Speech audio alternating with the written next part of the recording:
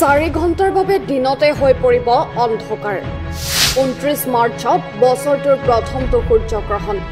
সূৰ্যগ্ৰহণৰ সময়ত কি কৰিব কি নকৰিব কি প্ৰভাৱ পৰিব আপোনাৰ ওপৰত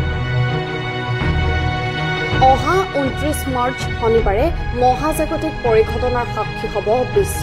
কিয়নো সেইদিনা হ'ব এই বৰ্ষৰ প্ৰথমটো সূৰ্যগ্ৰহণ দিনৰ 2:20 সূৰ্যগ্ৰহণ আৰম্ভ হ'ব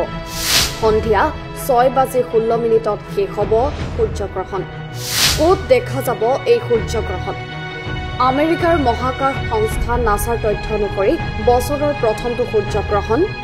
ইউৰোপীয়সকলে ভালদৰে চাব পাৰিব ইয়াৰ উপৰিও উত্তৰ আমেৰিকা গ্ৰীণলেণ্ড আইচলেণ্ড উত্তৰ আটলান্টিক মহাসাগৰ আৰু উত্তৰ পশ্চিম ৰাছিয়াতো দৃশ্যমান হ'ব নাছাৰ মতে এই দৃশ্য উত্তৰ আমেৰিকাৰ পূব অঞ্চলত আটাইতকৈ ভালকৈ দেখা যাব অৱশ্যে বছৰটোৰ প্ৰথমটো সূৰ্যগ্ৰহণ ভাৰতত দেখা নাযাব একাংশ জ্যোতিষীৰ মতে সূৰ্যগ্ৰহণৰ সময়ত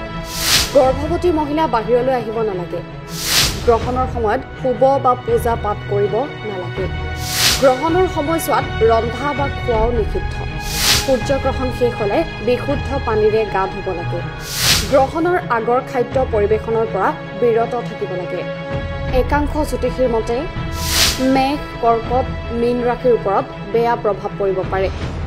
পিছে বিজ্ঞানীসকলৰ মতে সূৰ্যগ্ৰহণ জ্যোতিৰ্বিজ্ঞানৰ পৰিঘটনা সূৰ্য চন্দ্ৰ আৰু পৃথিৱী আংশিকভাৱে বা সম্পূৰ্ণভাৱে এক হৈ থাকিলে সূৰ্যগ্ৰহণ হয় চন্দ্ৰ সূৰ্য আৰু পৃথিৱীৰ মাজেৰে পাৰ হ'লে এনে হয় চন্দ্ৰৰ ছাঁ সূৰ্যৰ ওপৰত পৰি পৃথিৱীৰ কিছু অংশত সূৰ্যৰ পোহৰ পোৱাত বাধা দিয়ে